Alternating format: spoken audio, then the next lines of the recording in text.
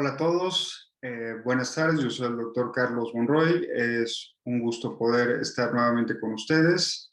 El día de hoy vamos a hablar de abordajes en cabeza y cuello y para esto me va a estar acompañando el doctor Ángel Manuel Juárez Lemus, médico anestesiólogo y algólogo, adscrito al Instituto Nacional de Cancerología, al Departamento de Clínica del Dolor, que también tiene una amplia experiencia en el tema.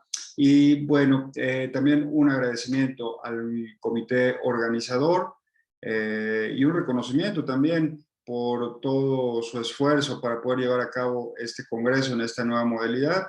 Y pues bueno, entremos en materia.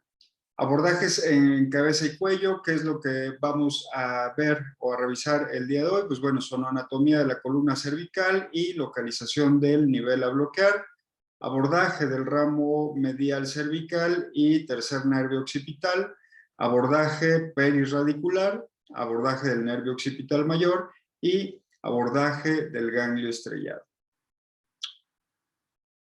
Uno de los principales temas que siempre tenemos que tomar en cuenta a nivel de columna cervical, sí, va a ser cómo localizar el nivel donde vamos a trabajar. Y pues bueno, para esto tenemos que tener un amplio conocimiento de la anatomía y la zooanatomía de la región para que siempre nuestro bloqueo, nuestro procedimiento sea de una forma adecuada.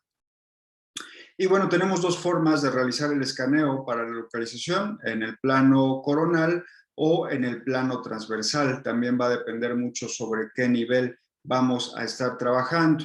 Sí, y pues bueno, hay diferencias siempre. Normalmente recuerden que estos bloqueos se realizaban por tomografía o por fluoroscopía, sí, para poderse llevar a cabo. Sin embargo, pues bueno, con la ecografía, con el surgimiento de la ecografía nos ha dado una nueva herramienta que también nos ha permitido disminuir complicaciones respecto a este tipo de procedimientos al poder visualizar en tiempo real tanto estructuras musculoesqueléticas como estructuras vasculares y nerviosas y poder así evitar una punción accidental. Bueno, entonces, el escaneo longitudinal prácticamente nos va a servir para poder identificar el nivel sobre el que queremos trabajar. ¿Cómo se puede empezar el escaneo? Podemos iniciarlo a nivel de la apófisis mastoides, ¿sí? En un plano coronal y hasta localizar la línea media articular que la vamos a localizar o que la vamos a visualizar de esta forma, como una ondas o picos y valles, ¿sí? Y que van a corresponder precisamente a los pilares articulares y a la articulación como tal, ¿sí? Entre cada proceso articular. Prácticamente en esto todo vamos a ver siempre la misma imagen, a excepción de C2, donde ya no se va a articular con ningún proceso articular, ¿sí? Y aquí vamos a ver solamente una pendiente en esta zona y es donde vamos a localizar al tercer nervio occipital y es donde sería la variación en este punto. Y para el escaneo transversal, pues bueno, aquí sí tenemos que ir reconociendo estructura por estructura y el conocimiento de la anatomía en este plano es el que nos va a permitir poder identificar de una manera adecuada el nivel donde vamos a trabajar. Y pues bueno, ¿cuáles son las diferencias entre cada una de estas estructuras? Pues bueno, sabemos que a nivel ya de C7 vamos a tener un tubérculo posterior prominente, ¿sí? Y un tubérculo anterior vestigial o no va a existir. Y en este punto es la forma en cómo podríamos reconocer escaneando sobre esta zona. Para C6, pues bueno, aquí es lo contrario. Aquí vemos un tubérculo posterior vestigial, ¿sí? La raíz nerviosa y el tubérculo anterior prominente o lo que corresponde al tubérculo de Chassaignac y que también nos va a permitir reconocer a ese nivel o el nivel sobre el cual vamos a estar trabajando. Sí, ya para C5, C4, C3, básicamente la anatomía y zooanatomía es similar. donde vamos a ver un tubérculo posterior y un tubérculo anterior similares, y dentro de ellos vamos a localizar la raíz o el nervio espinal. Hacia posterior, pues bueno, ya tendríamos que reconocer la región del proceso articular y la lámina, ¿sí? Que también va a ser otro de nuestros objetivos a escanear. Y por supuesto, siempre reconocer las estructuras vasculares, ya sea en el plano longitudinal o en el plano transversal, que al final de cuentas es lo que estamos tratando de evitar, tanto una lesión vascular o una absorción del medicamento que voy a administrar, que recuerden que también ha sido una de las principales complicaciones de este tipo de procedimientos, sobre todo al utilizar esteroides particulados. Y bueno, ¿cómo se realiza el escaneo? Empezamos a nivel de la apófisis mastoides, que es lo que vamos a visualizar del lado izquierdo de la pantalla, ¿sí? Y una vez localizando este punto, vamos a tratar de localizar, ¿sí?, hacia el pilar articular de C3, que es lo que veíamos en esta posición, ¿sí? Y que lo vamos a ver como una pendiente o una resbaladilla, como quieran mencionarlo, y que esa sí va a ser la primera gran diferencia, siempre entre el proceso mastoides, ¿sí?, y el proceso articular de C2, vamos a encontrar también la arteria vertebral en este punto. Una vez que localizamos esta zona, vamos a identificar la línea media, ¿sí?, articular, y vamos a localizar ya los procesos articulares a nivel de C2 y C3 en este punto, ¿sí? Y conforme vamos avanzando, vamos a ir identificando el resto de estructuras. Lo vamos a hacer aquí de forma continua. Ya empezamos nuestro escaneo en un plano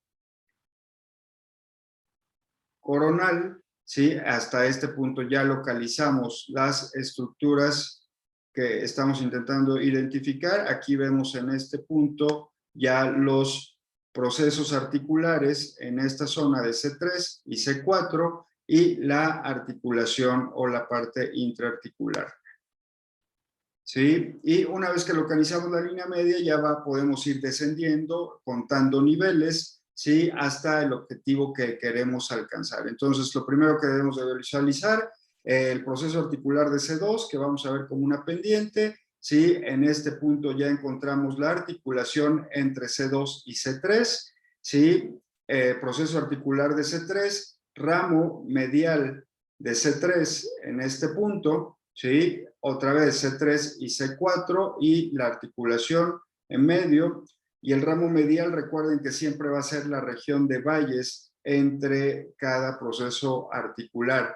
Y de esta forma identificamos cada nivel, identificamos estructuras vasculares y determinamos cuál va a ser nuestro objetivo.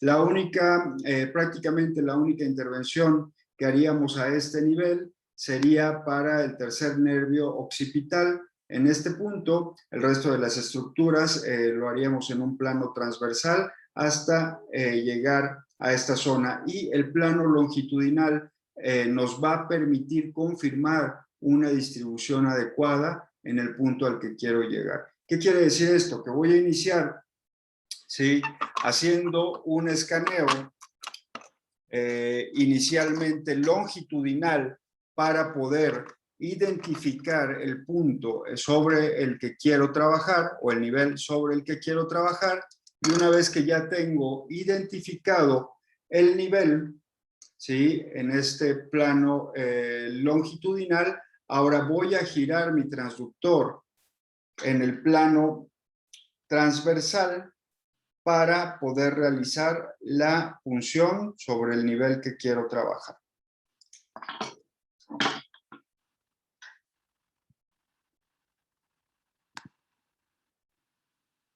Y les repito, también esto nos sirve como de confirmación diagnóstica cuando estamos llegando ya al ramo medial. Una vez que ya tengo mi aguja en el objetivo, en el plano transversal, el siguiente paso sería, antes de administrar el medicamento, girar otra vez hacia el plano longitudinal para poder ver la dispersión sobre el objetivo, ¿sí? Que sea la adecuada. Y esto, pues bueno, lo podemos repetir a cualquier nivel, entre C3 hasta C5, que prácticamente la zonoanatomía no va a variar en el plano transversal, como varía o como puede variar en C2, como puede variar en C6 y en C7.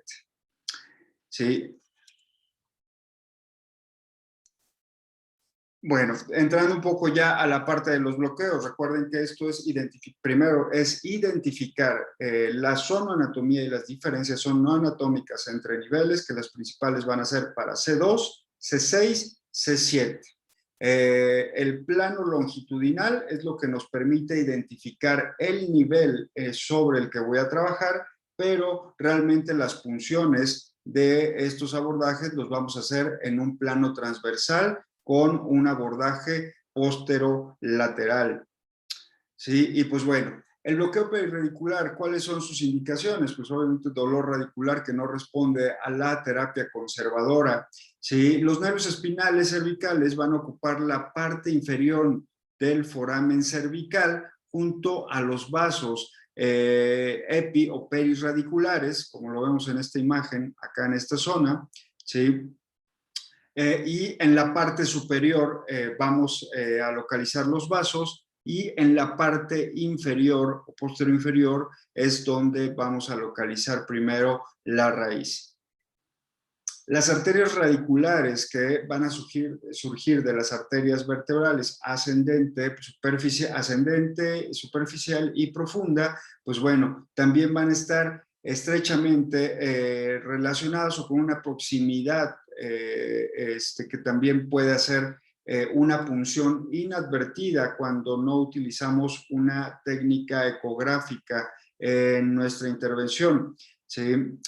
Sin embargo, pues bueno, también incluso al hacerlo por ecografía debemos de tratar de reconocer, recuerden que la cuello es una zona muy vascularizada, no solamente por grandes vasos como las arterias vertebrales, sino también por pequeños vasos y siempre tengo que tratar de establecer la ventana sobre la que voy a introducir mi aguja, ¿sí? De la mejor manera, quitando incluso presión sobre mi transductor antes de realizar la punción para poder identificar cualquier estructura vascular que esté sobre el paso de la aguja. El bloqueo de ramo medial, en cambio, sus indicaciones son el diagnóstico y tratamiento de cervicalgia crónica y cefalea cervicogénica, principalmente. ¿Sí? Cada articulación va a ser inervada por la rama medial superior e inferior, excepto a nivel de C2, C3, que es solamente inervada por el tercer nervio occipital y que vamos a ver diferencias en relación a las otras estructuras, como lo vemos en esta imagen en este punto, como cada articulación va a tener inervación tanto a nivel inferior como superior de la articulación. De ahí la relevancia. Si queremos realmente hacer un bloqueo de ramo medial completo, por ejemplo, a nivel de C3, C4, por decir cualquier nivel, ¿sí? Tendría que bloquear sobre la zona superior, ¿sí? Y sobre la zona inferior, ¿sí? De lo contrario, esto sería incompleto. Ahora, las facetas articulares cervicales son la estructura anatómica que se relaciona de forma más frecuente con el dolor crónico de cuello y los niveles a tratar también van a determinar patrones de dolor que nos pueden orientar hacia dónde voy a dirigir mi intervención. Por ejemplo, normalmente C4, C5 en la parte posterolateral de cuello, no así para C6, C7, que se va a referir comúnmente en la base del cuello hacia el hombro. C5, C6, que puede abarcar desde la región posterolateral hacia hombro, ¿sí? Y bueno, esto dependiendo del patrón que me dé, van a ser los niveles que voy a abordar o sobre el nivel que voy a trabajar. La posición material-equipo para los bloqueos de columna cervical prácticamente es la misma. El paciente va a estar en decúbito dorsal o decúbito lateral con el sitio afectado hacia arriba, que normalmente es la forma en la que se prefiere. El transductor que vamos a utilizar es un transductor lineal de alta frecuencia, sí, que bueno, para esto tenemos varios rangos, entre 8 y 15 MHz es aceptable, ¿sí? La aguja de calibres delgados y no más de 50 milímetros, realmente no se requiere una longitud mayor a esto, ¿sí? El equipo de asepsia, antisepsia, guantes estériles, gel estéril, son procedimientos que también se deben de realizar con el paciente bajo monitorización, ya que no es infrecuente que puedan presentar incluso reflejos vagales o hipotensión posterior al bloqueo. Y también debemos de utilizar volúmenes bajos, 0.5 hasta 1 mililitro por abordaje del que vayamos a realizar, combinaciones de anestésico local más esteroide no particulado para disminuir el riesgo de microembolismo. ¿Sí? La técnica de inyección va a ser en el abordaje transversal, una inyección en plano que va a ser de posterior a anterior o posterolateral hasta el objetivo, y vamos a confirmar la posición de la aguja, ¿sí? Y la distribución del volumen del medicamento que vamos a administrar, ¿sí? En la posición longitudinal. Y bueno, pues prácticamente el objetivo, como lo vemos, es en esta zona donde tenemos que identificar el tubérculo posterior, ¿sí? El proceso articular y por arriba de estos el músculo semiespinalis.